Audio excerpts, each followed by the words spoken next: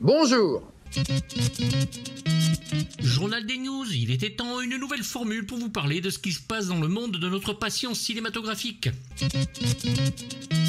La grève, c'est fini après 118 jours, peut-être aurons-nous droit à 2 films et 4 épisodes par série l'année prochaine.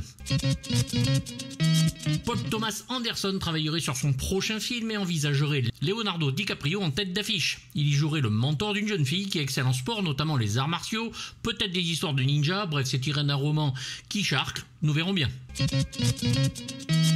Robodoc, le documentaire attendu sur Robocop, va maintenant inclure le 2e et 3e volet, ne devant au départ se concentrer que sur le premier opus.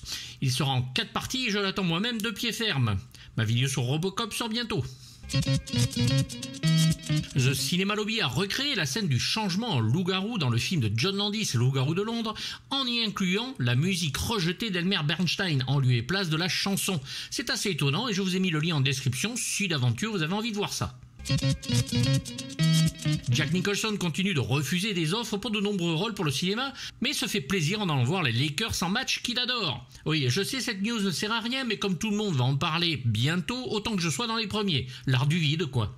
Gwyneth Paltrow a aussi déclaré d'ailleurs que seul Robert Downey Jr. pourrait la faire revenir au cinéma, et notamment dans le MCU, quand je dis qu'ils font tout pour qu'il revienne.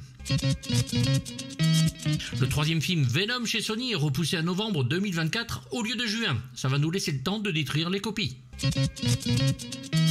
Chris Nolan a été interviewé sur son envie de faire un film de franchise, entendez un James Bond sûrement, et celui-ci n'ayant pas les chevilles enflées a déclaré qu'il n'accepterait qu'à la seule condition d'avoir les pleins pouvoirs scénaristiquement et artistiquement.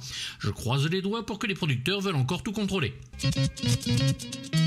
Les 2 premiers posters de la 4e saison de The Boys viennent d'être montrés, la saison elle arrivera l'année prochaine. Un autre poster est sorti pour la série Avatar The Last Airbender chez Netflix en 2024, la bande-annonce sortant demain.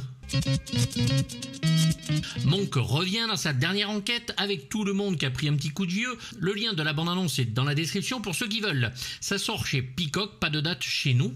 De même, je vous laisse le lien pour la bande-annonce du nouveau film d'Eddie Murphy qui, comme vous pouvez voir sur la photo, va être très très intéressant.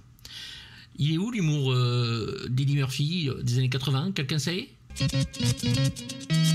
N'oubliez pas, ça commence, Noël arrive, Mariah Carey aussi.